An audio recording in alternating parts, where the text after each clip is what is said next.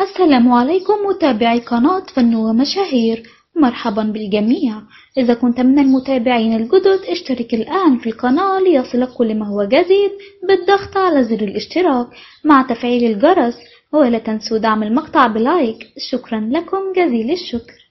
ما لا تعرفه عن الفنانة ليلى طاهر: 5 زيجات فاشلة و50 عرض زواج مرفوض، وتعرف على ابنها وحفيدتها. ما لا تعرفه عن الفنانة ليلى طاهر: اسمها الحقيقي شروت مصطفى إبراهيم فهمي، من عائلة تمتد جذورها إلى أصول تركية.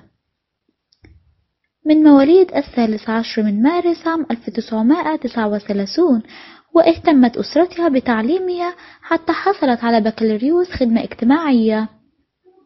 تزوجت ليلى طاهر 5 مرات، الأولى وهي في سن 18 عندما تزوجت من رجل الأعمال محمد الشربيني الذي أنجبت منه ابنها الوحيد أحمد، وحدث الطلاق بسبب رفضها عملها في مجال الفن والتمثيل.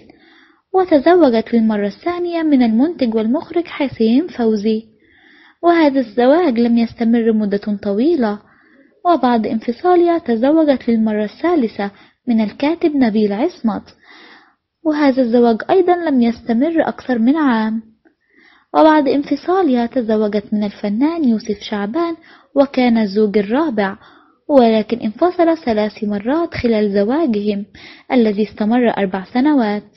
وأخيرا تزوجت من الموسيقار خالد الأمير، وكان زواجا ناجحا واستمر 10 سنوات من عام 1981، ولكن تم الانفصال. تلقت 50 عرضا للزواج بعد انفصالها عن الموسيقار خالد الأمير، ولكنها رفضتها جميعا وقررت التفرغ للفن. تم تكريم ليلى طاهر عن مجمل أعمالها، وتم إهداؤها درع المسرح القومي وشهادة تقدير بحضور عدد من الفنانين.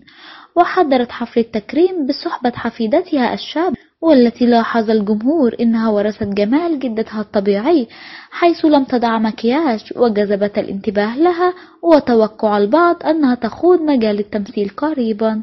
شكرا لكم على المشاهدة.